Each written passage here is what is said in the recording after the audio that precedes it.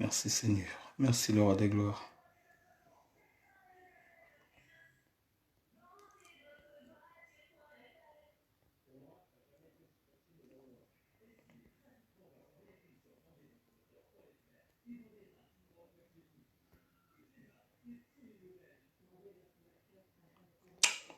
Merci le Tout-Puissant. Gloire à toi. Gloire à toi, l'Éternel des armées. Gloire à toi, le Jésus-Christ de Nazareth. Merci encore infiniment, Seigneur. Tu es bon, le roi des gloires. Tu es magnifique, le Tout-Puissant. Tu es véritablement bon, Seigneur. Merci encore pour ta présence, Papa. Merci encore, Seigneur mon Dieu, mon roi, pour ta présence. Ça me fait du bien, Papa, quand je suis dans ta présence. Oh my God. Ça me fait du bien, Seigneur mon Dieu, quand on m'appelle d'aller dans la maison du grand roi. Ça me fait du bien parce que je sais que, Seigneur Père, tu vas encore communiquer ta pensée dans ma vie. C'est pourquoi, Seigneur Père, j'aime ta présence. Ta présence me fait du bien. Voilà pourquoi, Seigneur, j'aime ta présence. Oh my God. J'aime ta présence, Seigneur. J'aime ta présence, le roi des gloires. J'aime ta présence, le Tout-Puissant. J'aime ta présence, le véritable Dieu. Toi qui es dans le lieu secret, j'aime ta présence. J'aime ta présence, oh my God. J'aime ta présence, Seigneur. J'aime ta présence. Tu es là, Papa. Tu es là, le roi des gloires. Gloire au Saint-Esprit de Dieu. Gloire au Saint-Esprit de Dieu. J'aime ta présence. Seigneur, j'aime ta présence. J'aime ta présence. Oh my God. Merci, Seigneur. Merci, le roi des gloires. Merci, le roi des gloires. Merci, le roi des gloires. Oh my God. Merci, le roi des gloires.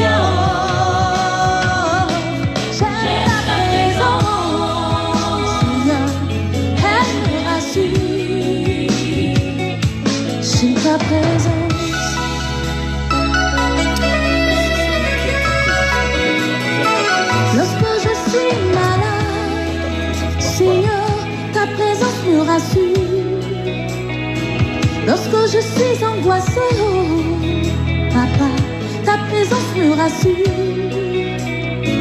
Lorsque je suis dans la tristesse, ta présence me rassure.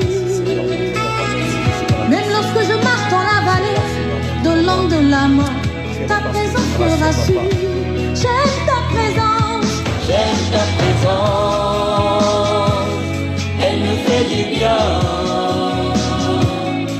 J'aime ta présence, elle me rassure. J'aime ta présence, elle me fait du bien. J'aime ta présence, Yahweh, elle me rassure. Oh my God. Seigneur, j'aime ta présence. Ta présence, papa, me rassure. Ta présence me donne la force. Ta présence me donne la guérison. Ta présence me donne, Seigneur, mon Dieu, mon roi, la pêche. Oh my God. Je me sens perdu, loin Merci, de Seigneur. toi, Seigneur, loin de ta présence. Ma vie n'a pas de sens. Je me sens perdu, loin de toi, mon Je me Dieu. sens perdu, Seigneur, mon Dieu. Loin de ta présence. Ma vie n'a pas de sens. Ma vie n'a pas de sens sans toi, papa. Notre vie n'a pas de sens sans toi, le roi des gloires. Oh my God. Notre vie n'est pas de sens, n'a pas de sens sans toi, le roi des gloires. Alléluia. Merci, le roi des gloires. Ma vie n'a pas de sens sans Jésus-Christ de Nazareth. Alléluia. J'aime ta présence, Seigneur. Elle me fait du bien. J'aime ta présence. Alléluia. Elle me rassure. J'aime ta présence, J'aime ta présence, mon Dieu. Elle me fait du bien. J'aime ta présence, Yahweh. Elle me rassure. Alléluia. J'aime ta présence.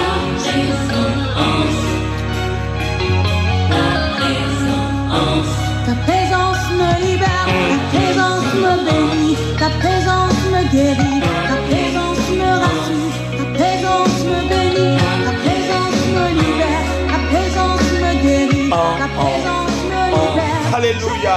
Gloire. Merci, le roi des gloires. Ça me fait du bien. J'aime ta présence. Oh my God. Elle me rassure. Gloire à l'Éternel. Seigneur, ta présence me rassure. Ta présence rassure ton peuple, le roi des gloires. Ta présence nous donne la force. Ta présence, Seigneur, mon Dieu, me donne la guérison. Ta présence me donne beaucoup d'opportunités. C'est pourquoi j'aime ta présence, le roi des gloires. J'aime ta présence. Oh my God. J'aime ta présence, Seigneur. Oh my God. J'aime ta présence. Hey. Ta présence, Seigneur, mon Dieu, mon roi, nous rassure. Oh my God. Reste près de moi, j'ai besoin de toi. Bonsoir tout le monde. Oh mais bonjour tout le monde. Bonjour, bonjour. Bonjour peuple de Dieu. Oh my God. Ta présence, Seigneur, ta présence. Oh my God. Ta présence nous fait du bien. Ta présence. Oh. Ta présence nous fait du bien, l'Éternel. Ta présence, Seigneur. Merci. Merci, Seigneur. Seigneur, ta présence nous fait du bien. Ta présence nous fait du bien, le roi des gloires. Ta présence nous fait du bien. C'est pourquoi, Seigneur, nous sommes là. Parce que ta présence est là, papa. Seigneur, ta présence est là parce que c'est cette présence, le roi des gloires, qui fait de nous des véritables fils. Seigneur, quand je suis dans ta présence, papa, même si j'ai des soucis du monde, même si, Seigneur, mon Dieu, oh papa, j'ai des problèmes, mais quand je suis dans ta présence, Seigneur, mon Dieu, mon roi, j'oublie tout parce que je sais, avec toi, nous sommes plus que vainqueurs. Parce que je sais, avec toi, Seigneur, mon Dieu, j'ai du réconfort. Quand je sens ta présence, Seigneur mon Dieu, ça me donne encore cette envie réellement de monter encore avec toi. Voilà pourquoi, Seigneur mon Dieu, mon roi, en ce moment, papa, ta présence est là. En ce moment, papa, ta présence est là. Et ta présence, Seigneur mon Dieu, mon roi, va me donner encore plus d'opportunités, papa, d'être dans la connexion divine. C'est pourquoi l'honneur, la louange et la gloire te soient rendus. Seigneur, ta présence nous donne la guérison absolue. Oh my God. Ta présence nous enlève tous les soucis du monde. Même si mon mari m'abandonne, même si ma femme m'abandonne, mais sauf qu'avec ta présence, le roi des gloires, j'oublie tous les soucis du monde parce que je sais que c'est toi qui as la clé de l'impossibilité. Parce que je sais que c'est toi qui es mon assurance, oh my God. Parce que je sais que c'est toi qui as la capacité de me redonner encore du réconfort. Je sais que c'est toi qui as la capacité de me renouveler encore le souffle de vie. Parce que ta présence est plus importante que toutes les choses que je vois dans ce monde. Ta présence, mon roi, est très très important, Seigneur mon Dieu, puisque c'est toi, Seigneur mon Dieu, mon roi, qui a le livre de vie. C'est toi qui mentionne les noms de ceux qui vont hériter le royaume de Dieu. Voilà pourquoi ta présence est très très importante dans ma marche spirituelle. Oh my God.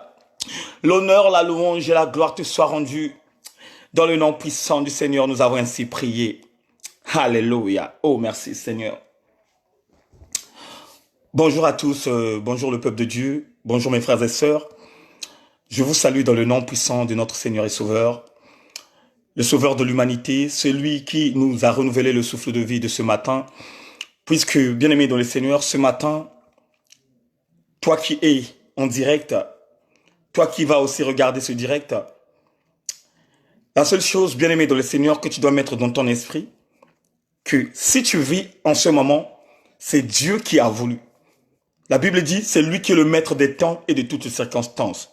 Cela veut dire que si ce temps-là, là où je te parle, si tu es en vie, parce que c'est Dieu qui a voulu que tu sois en vie.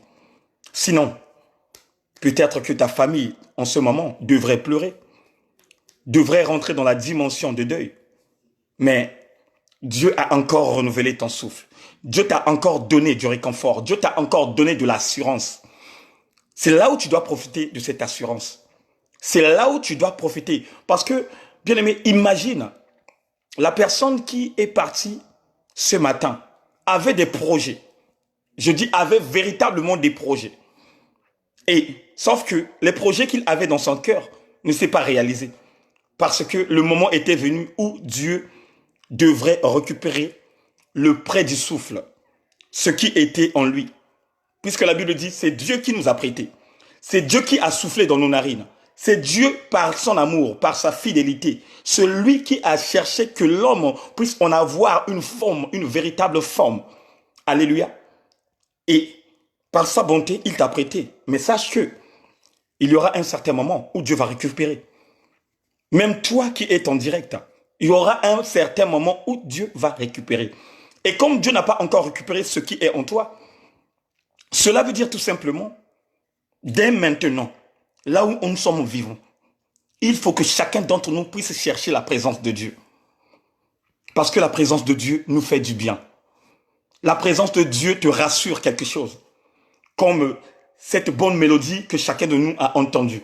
J'aime ta présence, ça me fait du bien.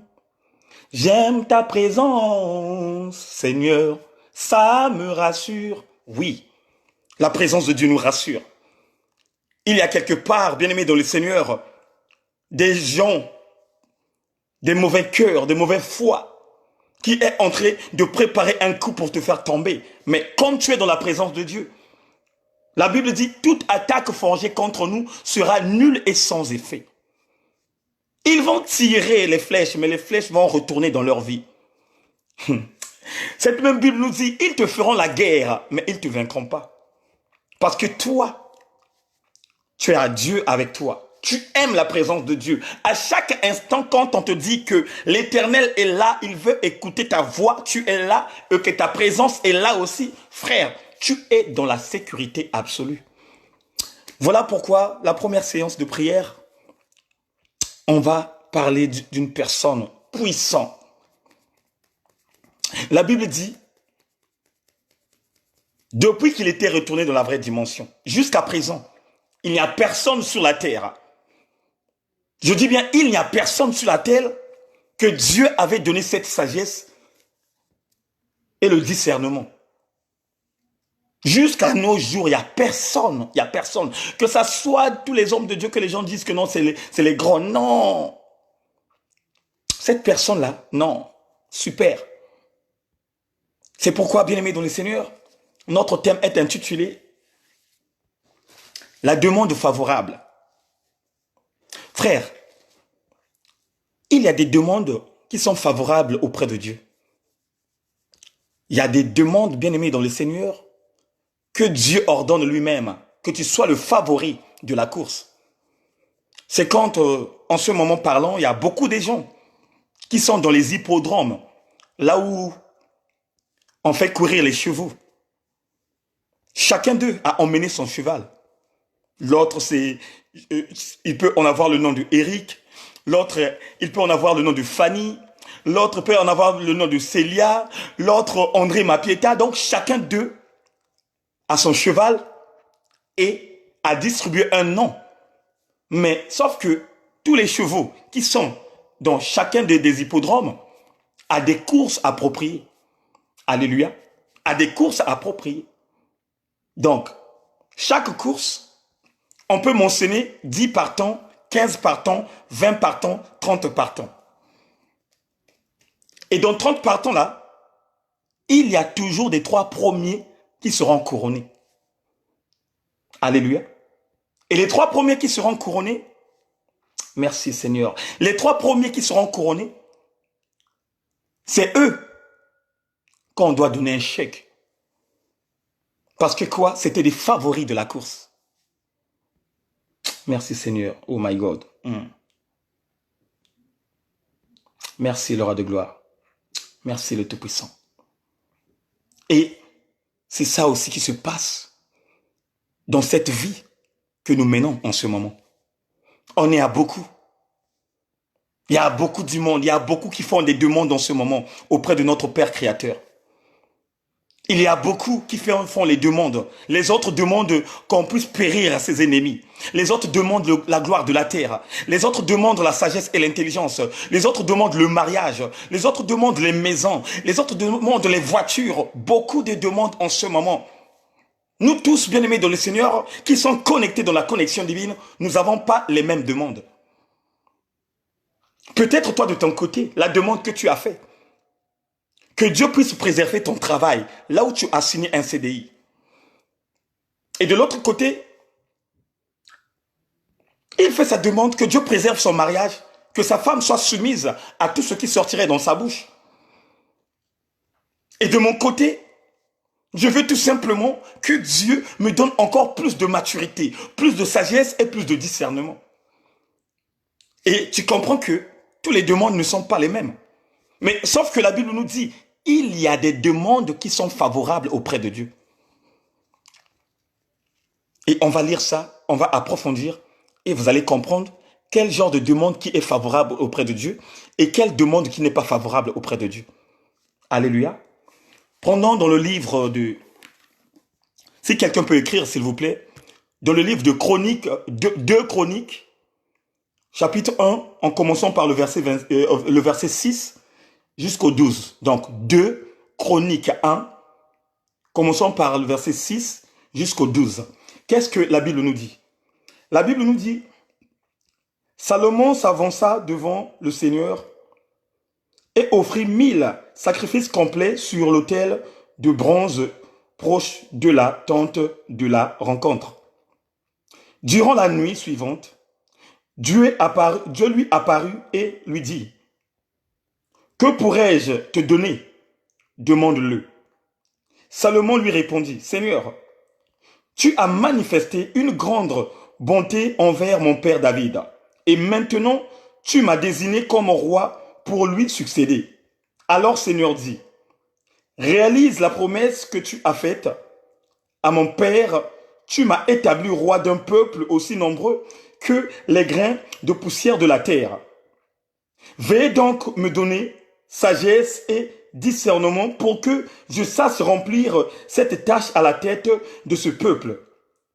Sans cela, personne ne pourrait gouverner ton peuple qui est si grand. » Au verset 11, la Bible dit, Dieu dit à Salomon, « Tu n'as demandé ni de devenir très riche, ni d'être couverte de gloire, ni que tes adversaires meurent, ni même de vivre longtemps.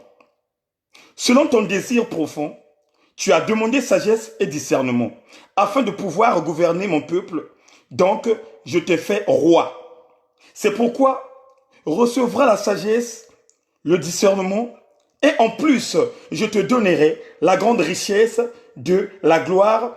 Tu en auras plus que n'importe quel autre roi avant toi ou après toi. Oh, alléluia.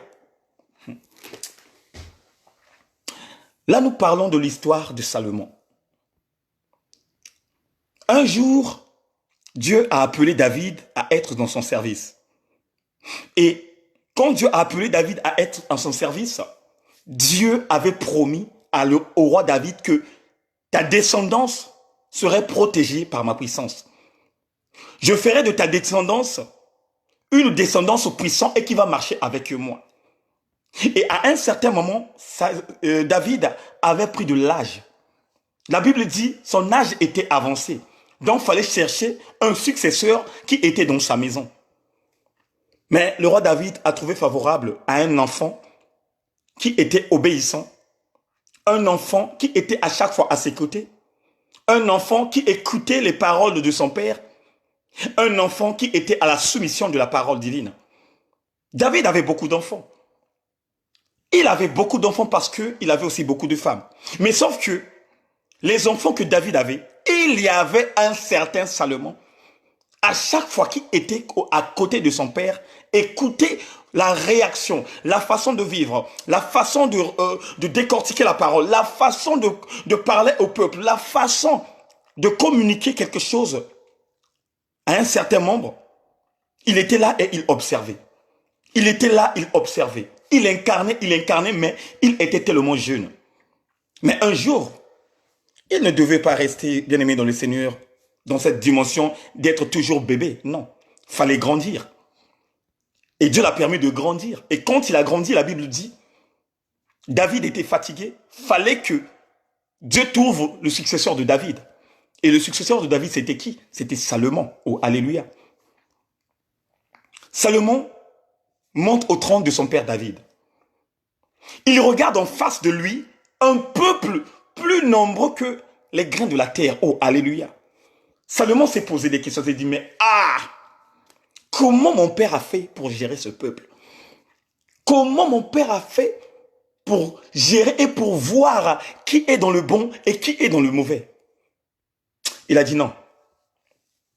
Avant même de commencer même à communiquer des paroles qui sortiraient dans ma bouche, je dois d'abord consulter une dimension qui est plus puissante. Une dimension qui est très, très, très puissante. Et quel est ce genre de dimension? C'est celui qui a créé les cieux et la terre. Alléluia. Salomon décide de faire une offrande de justice à son père. Et quand je parle du père, je parle de celui qui est dans le lieu secret. Il sacrifie. Un jour concentré, il sait les sacrifices. La nuit du lendemain, Dieu vient parler à son fils. Tellement qu'il avait réellement prié durant toute la nuit, durant toute la journée. Et il était concentré. Il était concentré, bien aimé. Il priait, il priait. Il a offert réellement quelques offrandes de justice que Dieu a vues comme offre favorable. La Bible dit, oh my God, la Bible dit, fallait que Dieu intervienne lui-même. Il n'a pas envoyé les entités, non. Il n'a pas envoyé les 24 vieillards, non. Mais la Bible dit, c'est l'Éternel lui-même qui est venu voir Salomon en esprit. Et il demande à Salomon, quel est ce genre de vœu que tu veux afin que je puisse la donner? Salomon a demandé tout simplement la sagesse et le discernement. Ça veut dire tout simplement l'intelligence. Mais regardez, bien-aimés dans le Seigneur, la motivation de notre Père qui est dans le secret. Dieu attendait que Salomon puisse demander qu'il puisse faire périr ses ennemis. Ça veut dire qu'il voulait attendre un endroit où Salomon devrait lui demander à tuer les ennemis de son père et ses ennemis. Merci Seigneur. Dieu attendait que Salomon lui demande la gloire de la terre. Au moment où Salomon savait que dans la maison de mon père, il y avait déjà des biens. Au moment où Salomon savait que il y avait déjà les lingots d'or dans sa maison. Il y avait déjà des bijoux dans sa maison. Il y avait déjà de or, de diamants, de chrysolites, de tophazes. Il y avait déjà tout parce que Dieu avait déjà donné ces choses à son père et les choses du père de Salomon lui appartenaient aussi. Dieu attendait Salomon qu'il puisse demander de ôter le souffle des gens. Ça veut dire que ceux qui murmuraient à son sujet, ceux qui parlaient mal à son trône, ceux qui disaient du n'importe quoi, devraient périr. Mais Salomon n'a pas fait ce demande. La Bible dit, Salomon a demandé tout simplement la sagesse et l'intelligence. Et, bien aimé dans le Seigneur, comme vous avez compris,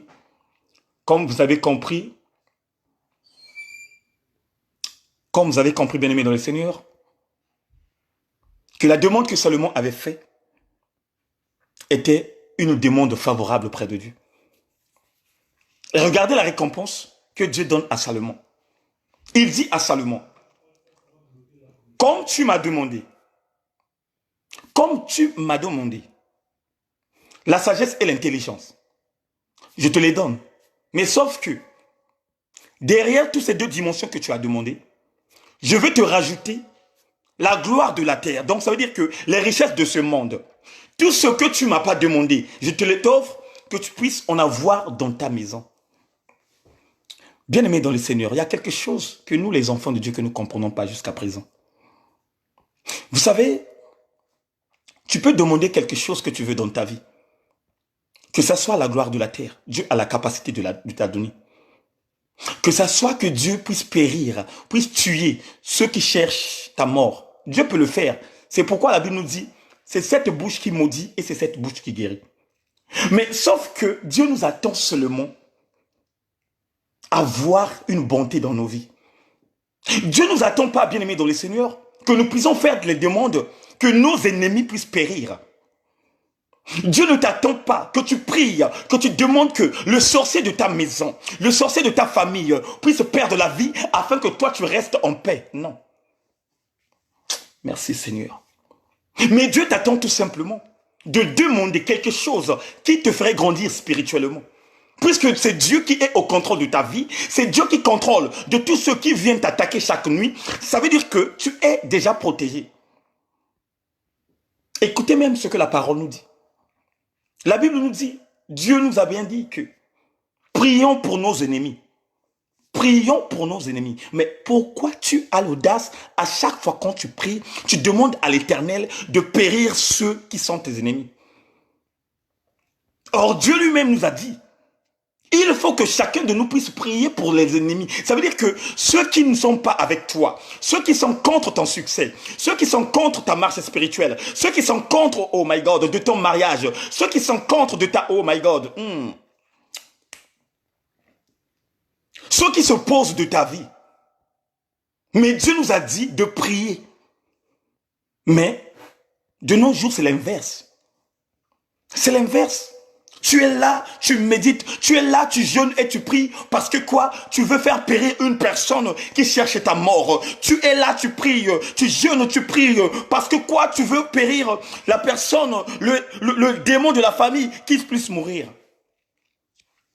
Mais pourquoi tu ne fais pas une prière favorable en disant à Dieu, Seigneur, touche le cœur de ce diable, touche le cœur de cette personne qui est dans la perdition, touche le cœur de celui qui cherche ma mort, afin que lui aussi, que tu puisses le visiter et qu'il puisse changer de mode de vie.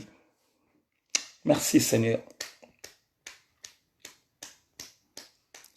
Vous savez que hier quand on était des païens, quand on n'avait pas en réalité la véritable sémence venant de Dieu, nous aussi de notre côté, on était pareil comme des païens, de ceux qui sont restés à l'extérieur. On était semblables, on menait aussi une même vie de ceux qui sont restés dans le monde. Mais aujourd'hui, Dieu t'a favorisé. Dieu a changé ta vie. Dieu a changé ton comportement. Tu as incarné réellement la parole de vie. Maintenant, tu commences à marcher avec le Père. Maintenant, tu commences à discerner les choses. Pourquoi pas de ton côté que tu puisses faire une prière qui serait favorable dans ta vie afin que Dieu puisse toucher de ceux qui sont dans la perdition? Pourquoi pas? Voilà pourquoi, bien-aimé dans le Seigneur, il y a des fois les prières que tu fais ne sont pas favorisées par celui qui est dans le lieu secret.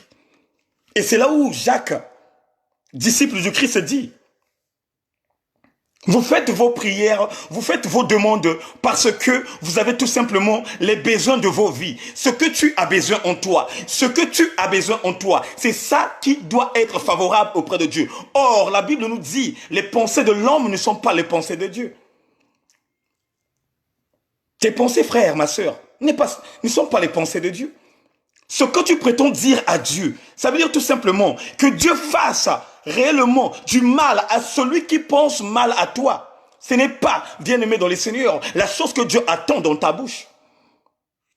Mais Dieu attend de toi que tu puisses prier pour celui qui est péri. Puisque la Bible nous dit, il faut que nous prions pour ceux qui sont perdus. Il faut que nous cherchions les brebis perdues. Mais comment oh my God, comment tu vas aller chercher un brebis perdu au moment où tu fais une demande à Dieu de tuer ce brebis perdu?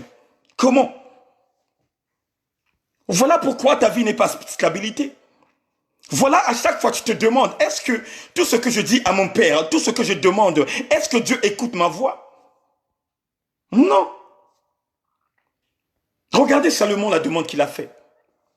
La demande favorable de Salomon qu'il a faite. Il a vu qu'en face de lui, il avait tout un peuple. Il a vu qu'en face de lui, il avait tout un groupe. Il a dit non, je ne peux pas marcher avec ce peuple tant que je ne consulte pas mon père. Et la consultation de Salomon, c'est quoi? Il a dit seulement à Seigneur, Seigneur, tu m'as placé dans le trône de mon père David. Et le trône du père David que tu m'as placé me demande du discernement et de la sagesse. C'est tout. Et quand il a dit ça, c'était en réalité cette demande qui était dans son cœur. Parce que la Bible dit, Dieu sonde les cœurs et les reins. Donc quand Salomon avait fait la demande, Dieu avait vu sa motivation. Il a regardé effectivement si c'était ça qu'il avait demandé. Et quand il a vu le cœur de Salomon, il a dit, mais non. Cet enfant est extraordinaire. Waouh! Quel enfant! Waouh! Il ne me demande pas le mariage. Il ne me demande pas la gloire de la terre. Il ne me demande pas que je puisse périr ce peuple barbare qui est au milieu de ce peuple. Mais il me demande tout simplement le discernement. Non. Je dois lui donner le discernement. Il lui a donné le discernement. Et Salomon a marché avec Dieu dans la justice, dans la sainteté. Il a marché avec une intelligence véritable jusque de nos jours, bien-aimés dans le Seigneur, que la Bible nous dit que personne n'a jamais, je dis bien personne, sauf le Christ. Personne, même les Jean-Baptiste qui étaient plus grands, ils n'avaient pas de discernement comme Salomon. Alléluia. Salomon pouvait être en face de Hérodias ou de Hérode. Il ne devait pas prononcer ce que le précurseur avait dit à Hérodias. Avec l'intelligence et le discernement que Dieu avait mis en lui, il ne devait même pas préoccuper de la vie de Hérodias à travers ce barbare de Hérode. Mais, comme le précurseur, ça veut dire tout simplement celui qu'on appelle par Jean-Baptiste, il était venu pour dénoncer. De son côté, il a dit non, je dois dénoncer. Je dois dénoncer. Et Salomon, bien-aimé dans le Seigneur, il n'était pas là pour dénoncer, mais il était là réellement pour donner le goût, le sens, le favoritisme pour ceux qui voulaient tout simplement écouter la parole du grand roi. Merci Seigneur. Oh my God. Écoutez ce que la Bible dit. Au verset 11, la Bible nous dit, Dieu dit à Salomon, tu n'as demandé ni de devenir très riche, ni d'être couvert de la gloire, ni que tes adversaires meurent, ni même de vivre longtemps. Salomon n'a pas fait la demande de vivre longtemps. Salomon n'a pas demandé d'avoir la richesse. Mais de nos jours, frères et sœurs, de nos jours, mes bien-aimés dans le Seigneur, vous allez remarquer que les enfants du grand roi, à chaque fois, quand ils vont dans l'église, quand ils commencent à prier, ils demandent la sagesse, Il ne demande pas la sagesse. Il demande que la gloire de la terre. Il demande que les richesses, que je sois riche, que je construise beaucoup de maisons, que je puisse en avoir beaucoup de voitures, que je rentre dans la polygamie, que je puisse en avoir 4 à 5 femmes, que je puisse en avoir 2 hommes, l'autre qui va me jeter les habits et l'autre qui va payer mon loyer. Mais vous savez que la polygamie n'est pas de Dieu. Il y a beaucoup d'entre nous qui ne savent pas que la polygamie n'est pas de Dieu. Le premier polygame de ce monde cruel que nous vivons, c'est Mélec. Qui est Mélec, bien-aimé? Parce que beaucoup d'entre nous ne savent pas Mélec. Qui est Mélec? Mélec est le premier fils de Caïn. Et c'est Mélec qui avait reçu la malédiction. Donc, la première malédiction que Dieu avait basée dans la vie de son père. C'est pourquoi la Bible dit, Mélec, c'est lui qui avait commencé la polygamie parce qu'il avait 2 femmes dans sa maison.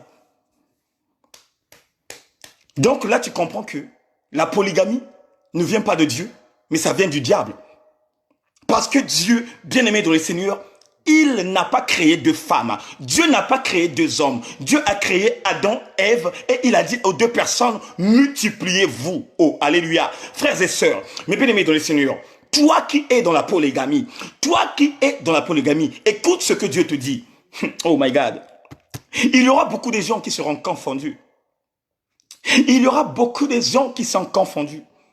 Regardez, bien-aimés dans le Seigneur, la polygamie, quoi comme chose a créé depuis que le début, je dis bien le début de la polygamie, de les mecs. Abraham, ça a créé des problèmes. Parce que quoi? Par rapport au favoritisme de sa femme, Sarah, qui n'avait pas d'enfant, il lui a favorisé d'avoir un enfant avec Agar. Et à la fin de compte, quand Agar a donné un enfant à Abraham, il y avait le trouble fait qui était rentré dans le foyer. Et vous allez remarquer que quand une personne a 2 femmes dans la maison, il y a toujours des guerres. Et ces guerres-là nous emmènent des querelles, les guerres-là nous emmènent des séparations, et ces mêmes guerres-là, bien-aimés dans le Seigneur, qui ne donnent pas l'entendement des enfants qui seraient nés de gauche ni à droite. Il y aura toujours des choses qui vont se baser à la séparation. Mais la Bible dit, Salomon n'avait pas demandé de ça. Mais sauf que, il y a un certain moment, ça avait rattrapé Salomon. Parce que la Bible dit, à un certain moment, Salomon avait adoré un dieu des statues. Et cela avait commencé à tuer son ministère. Commencer à en avoir des femmes. Et c'est là où il était tombé dans le piège. Parce que c'était la sémence venant de Lémec qui l'avait poursuivi. Mais quoi comme chose qui a sauvé Salomon? La seule chose qui a sauvé Salomon, c'est que Dieu avait fait l'alliance avec David. Dieu avait dit à David que je protégerai ta descendance.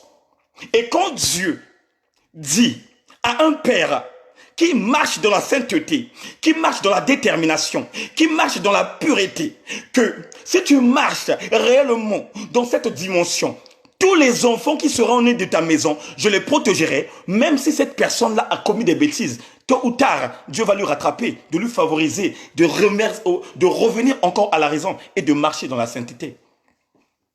Et c'est ça que Dieu avait récupéré Salomon par rapport aux fautes et à la dimension qu'il était rentré pour aller faire quoi? Pour aller adorer un Dieu qui n'était pas le véritable Dieu. Mais quand il a commencé le ministère, il n'avait pas demandé de rentrer dans la dimension d'avoir la richesse du monde. D'avoir, bien aimé dans le Seigneur, cette richesse. D'être couvrir, bien aimé dans le Seigneur, dans la gloire de ce monde. Beaucoup des voitures, beaucoup des maisons, beaucoup des habits, parce que de nos jours, il y a beaucoup d'entre nous qui glorifient même des habits. Il rentre dans sa chambre. Quand il ouvre son armoire, il dit waouh, waouh, waouh. Ça, c'est le Yoji Yamamoto. Ça, c'est Arthur et Fox. Ça, c'est Kenzo. Ça, c'est Comme des garçons. Ça, c'est Marité François Girbeau. Tous les griffes que vous connaissez. Et quand il cite tous les griffes, il sait que ça là, je dois mettre ça à la fête du mariage de ma soeur Fanny. Ça là, je vais mettre ça au mariage de ma soeur Cilia. Ça là, je vais mettre ça au mariage de ma soeur Tatiana. Donc, oh my God. Donc, il a déjà classé des classements. Parce que quoi? Dans sa tête, la demande qu'il avait fait de gagner tout simplement la gloire de la terre. Or, la Bible nous dit, ceux qui se basent sur la terre, inscrivent leur nom sur la thèse. Mais ceux qui se basent dans le royaume des cieux, inscrivent leur nom dans le livre du royaume. Voilà pourquoi le peuple de Dieu doit en avoir une demande favorable. Et la demande favorable est due à quoi? À demander quelque chose de l'esprit. À demander quelque chose d'esprit. La sagesse, c'est une dimension spirituelle. Le discernement, c'est une dimension spirituelle. Ce sont des choses bien aimées dans le Seigneur qu'on ne peut pas te vendre. Ce sont des choses que tu ne peux pas acheter avec ta monnaie. Ce sont des choses que tu ne peux pas en avoir l'opportunité de signer un chèque afin que la chose vienne. Non, la sagesse vient spirituellement. Oh my God. Le discernement vient spirituellement. Et quand ça vient spirituellement, c'est dans ta position, dans ta manière, dans ta marche, dans la façon que tu es en train de présenter ta vie, que tu es en train de faire la demande, que tu es en train de monter et de monter. C'est en ce moment où Dieu déverserait ces demandes que tu as fait auprès de lui. Voilà pourquoi le peuple de Dieu doit en avoir une réaction plus importante que de demander uniquement les choses qui sont célestes. Puisque la Bible nous dit, la première base des choses, cherchons d'abord le royaume et tout cela viendrait derrière. Mais quand Dieu nous dit, tout cela viendrait derrière, c'est tout simplement les choses qu'il a mentionnées dans le livre de Chroniques où il avait donné au roi Salomon. Salomon n'a pas cherché la gloire de la terre, mais Salomon d'abord a cherché la sagesse parce qu'il savait que cette sagesse-là va lui faire grandir spirituellement. Cette sagesse-là va lui donner une mentalité mature pour gérer même ceux qui sont plus grands que lui. Merci Seigneur. Oh my God. Et toi de ton côté, quelle est ta demande que Dieu trouverait favorable auprès de lui? Parce qu'il y a des demandes que nous faisons qui ne sont pas inutiles. Tu es là, tu pries, tu es à genoux, mais la demande que tu fais à Dieu, ce n'est que Dieu te trouve un travail où tu auras le CDI. Oh frère, ma soeur. Tu es là, tu pries parce que quoi? Tu veux protéger ton poste. Même deux fois, ça t'emporte même d'aller voir les charlatans, les marabouts. Que non, je suis en guerre au travail, que ce poste-là, je dois rester là parce que je vois une personne qui est venue, on dirait, il veut me ravir le poste. Donc ça veut dire que je veux que tu puisses sécuriser ma place. Mais qui t'a dit que le marabout sécurise la place? Qui t'a dit les charlatans sécurisent la place? Qui t'a menti? Tu dois chercher à faire une demande qui serait favorable à l'Éternel. Tu dois chercher à faire une demande qui serait favorable à Dieu. Tu dois faire une demande que Dieu va poser ses yeux dans ta vie. Tu dois faire une demande que Dieu le Père lui-même va te donner une bonne contribution. Oh my God, une bonne contribution. De changer, de gérer, de changer ta vie, de changer ta mentalité, de changer même les yeux spirituels, de voir loin. Merci Seigneur. Mais sauf que les demandes que nous faisons, ce ne sont que des demandes charnelles. Les demandes que nous faisons, nous voulons tout simplement que Dieu nous donne ce qui tu peux saisir.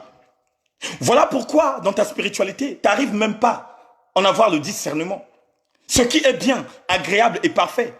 Tu n'arrives pas à avoir le discernement d'écouter la voix audible de Dieu. C'est pourquoi tu n'arrives même pas à être réellement dans la concentration. Parce que les demandes que tu fais, ce sont les demandes qui ne sont pas inutiles. Oh my God. Merci Seigneur. Ce sont les demandes qui ne servent à rien devant Dieu. Ce sont les demandes qui ne te favorisent pas de marcher avec l'Éternel. Ce sont les demandes bien-aimées dans le Seigneur qui ne te favorisent pas d'être toujours de la bonne disposition afin que le diable, oh my God, soit loin de ta face. Voilà pourquoi, bien-aimés dans le Seigneur, suivons l'exemple de Salomon. Quand tu pries, je dis bien, cherche toujours à demander à Dieu la dimension céleste qui te donnerait l'accès d'être toujours dans la stabilité spirituelle. Quand tu as la sagesse, tu vas beaucoup discerner les choses. Quand tu as la sagesse, bien-aimé, tu vas discerner ce qui est mal et ce qui est bien. Quand tu as le discernement, tu vas bien aimer, oh my God, tu vas bien aimer discerner si le chemin que je suis, c'est un chemin de bonté ou c'est un chemin de perdition. Parce que quoi? Tu as le discernement.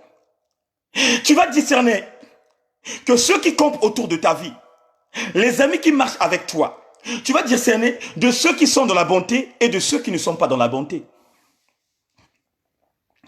Ne crois pas, bien-aimé dans le Seigneur, tous ceux qui te montrent les dons, ce sont des bonnes personnes. Ne crois pas, bien-aimé dans le Seigneur, tous ceux qui disent yes, yes, yes, ce sont des bonnes personnes. Vous savez, nous sommes limités. Hein? On est limité parce que on ne regarde pas ce qui se base dans le cœur. Il n'y a que Dieu seul qui connaît la chose là, qui est dans nos cœurs. Je peux te faire comprendre que je t'aime. À chaque fois que je t'envoie les messages, je t'aime, I love you, je t'aime, c'est toi l'homme de l'amour, c'est toi l'homme de ma vie, je t'aime. Mais est-ce que le je t'aime là est accompagné avec le cœur?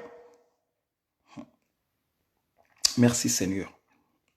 Est-ce que le thème là, le mot thème là que tu dis, est-ce que c'est accompagné?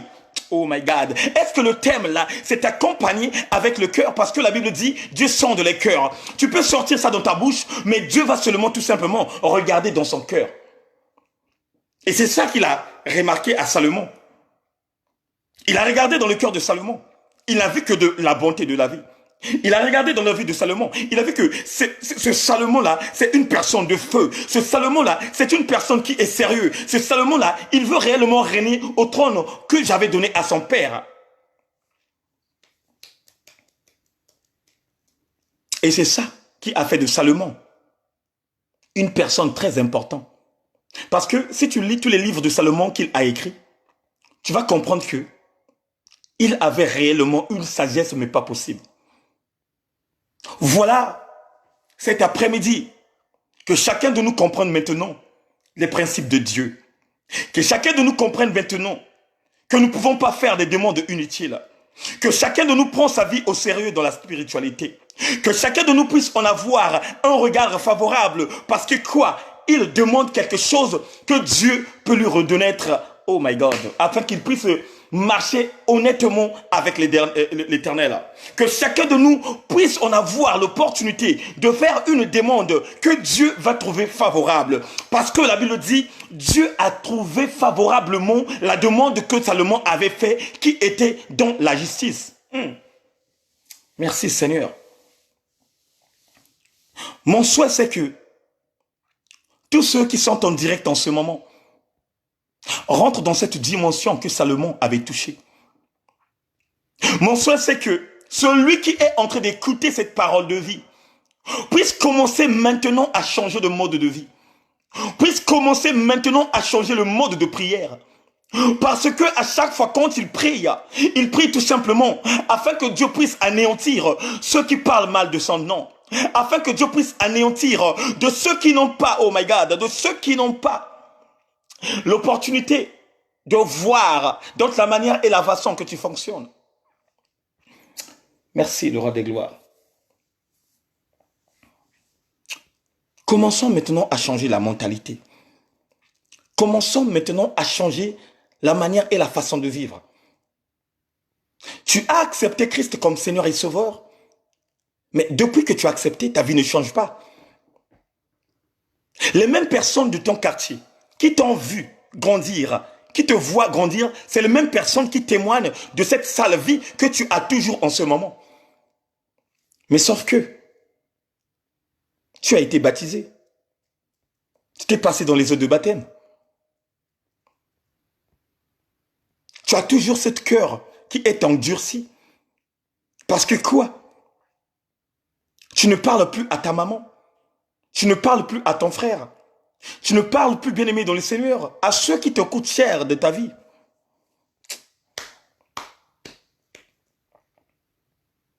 Commence dès maintenant de changer de vie. Commence dès maintenant de pardonner. Commence dès maintenant d'appeler urgemment le Père à avoir ce regard favorable de toutes les demandes que tu fais. Dieu nous dit la première base des choses, de chercher le royaume, et tout cela viendrait derrière. Et tes prières doivent changer maintenant, frère. Tu ne vas pas seulement prier afin que Dieu te donne les gloires de la terre. Parce que la Bible dit, il y aura un certain moment où Dieu viendrait ôter son souffle et toutes les gloires de la terre que tu chercherais, que tu auras dans ta vie, resteraient sur la terre et il y aura seulement des gens qui vont en profiter de ceux qui est de ta famille. Beaucoup de gens qui sont riches, qui ont laissé les biens dans ce monde, qui n'ont même pas profité des biens. Parce que quoi? Leur demande n'était pas favorable auprès de Dieu. Dieu attendait tout simplement les demandes favorables comme une dimension spirituelle, mais eux, ils ont demandé la gloire. Mais qu'est-ce que Dieu a fait? Dieu a donné la gloire. Et quand Dieu te donne la gloire, il va t'attendre aussi à demander quelque chose qui va te donner l'accès un jour de hériter le royaume de Dieu. Oh my God. Voilà pourquoi, peuple de Dieu, ne courez pas derrière la gloire de la terre. Ne cours pas derrière le mariage. Parce que Dieu sait que tu dois te marier. Tous les pensées que tu as dans ton esprit, toutes les rancunes que tu as gardées dans ton cœur, écoute ce que Dieu te dit aujourd'hui. Je connais tout ce que tu as. Même si tu gardes ces secrets que tu avais gardés très longtemps, ça fait 15 ans, 16 ans que tu n'as jamais dévoilé. Moi, l'Éternel, je connais tout ce qui se passe dans ton cœur. Même si tu as gardé rancune, oh my God, à ton meilleur ami, à ta meilleure copine, on disait que lui et moi, ça ne passerait pas. Mais Dieu sait là où il t'attendrait. Voilà pourquoi, de nos jours, commence déjà à changer ta motivation. Commence déjà à changer la manière de vivre avec les gens. Commence déjà à sanctifier ta vie parce que tu ne connais pas ni l'heure, ni la date, ni le jour où Dieu viendrait ôter ton souffle. Oh my God. Voilà pourquoi il t'a favorisé. Il t'a renouvelé le souffle ce matin. Dieu ne veut pas que tu te retrouves dans l'autre côté, là où il y a le feu ardent. Dieu ne veut pas que nous nous retrouvons de l'autre côté, là où il n'y a pas de l'eau à boire, là où il n'y a pas de nourriture, et oh my God, là où il y a seulement un feu qui va, oh my God, qui va brûler de ceux qui iront là-bas. Parce que la Bible nous dit, il a tant aimé le monde. Mais frère, si Dieu a aimé le monde, ça veut dire tout simplement qu'il a aimé tout le monde. Que tu sois prostitué, que tu sois brigand, que tu sois malfaiteur, que tu sois voleur, Dieu nous a aimés. Sauf que Dieu nous attend seulement à la repentance. Voilà pourquoi le brigand qui était à la croix, il avait gagné le royaume. Parce que quoi? À la dernière minute, il s'est repenti. Voilà pourquoi cette prostituée qui partageait son corps de gauche à droite a été pardonnée à la dernière minute. Et elle a été faite un... Oh my God. Oh my God, merci. Oh my God.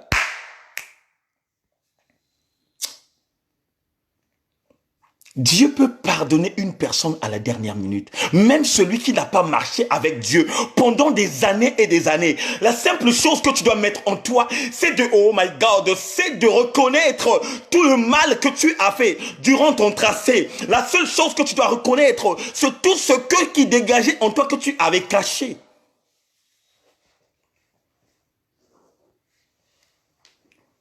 Tu caches quelque chose à ton père, mais sache que Dieu est au courant.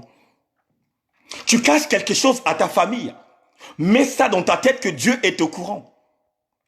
Tu caches quelque chose à ton mari, à ta femme, mais sache que Dieu est au courant. Mais tôt ou tard, il va te confondre. Tôt ou tard, tu serais confondu. Tôt ou tard, tu serais surpris. Oh, alléluia.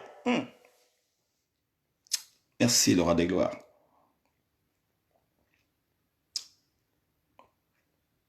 Voilà pourquoi, bien-aimés dans le Seigneur, changeons le mode de prière. Changeons la façon de prier. Changeons la façon de décortiquer les choses. Changeons la façon de marcher avec Dieu. Parce qu'avec Dieu, tout est possible. Toi, mon frère, toi, ma soeur, tu es un miracle vivant, si tu ne savais pas. Dieu nous avait déjà donné la stratégie. Dieu nous avait déjà donné le pouvoir. Dieu nous avait donné tous les contenus. Mais sauf que de notre côté, on n'a pas le discernement à rentrer dans la révélation que Dieu nous a donnée. Et c'est pourquoi Salomon avait compris cela. Salomon avait compris cela parce que il savait que sans le discernement, je ne peux pas marcher avec ce peuple. Sans la sagesse, je ne peux pas marcher avec ce peuple. Et ce message aussi est communiqué à nous les enfants de Dieu, à nous les hommes de Dieu, nous qui conduisons le peuple de Dieu. À chaque instant, faut que chacun de nous demande la sagesse et l'intelligence.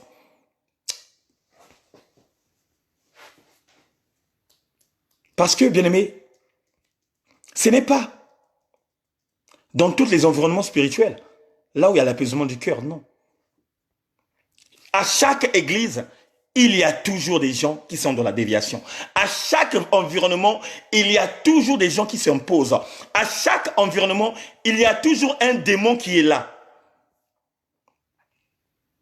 La première église du Christ, il y avait une personne qui était animée des démons. Et cette personne, c'était qui? C'était Judas Iscariot.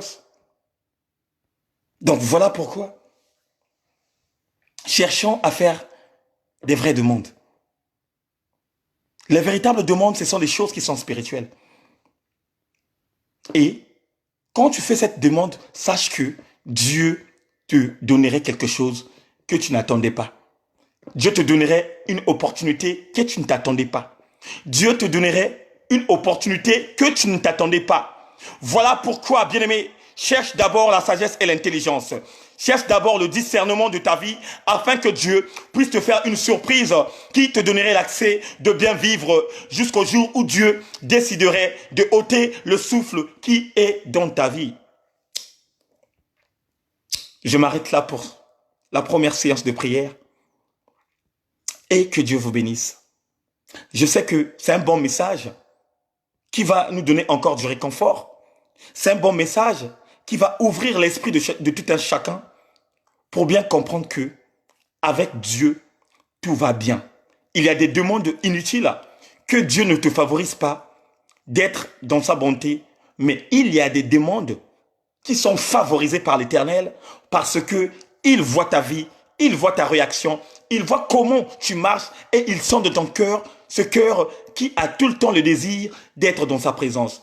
C'est pourquoi, bien-aimé dans le Seigneur, la présence de Dieu doit en avoir du favoritisme dans ta vie parce que c'est dans la présence de Dieu où Dieu va totalement changer ta vie, où Dieu va donner quelque chose de bien, où il va aussi te préparer une place dans son royaume.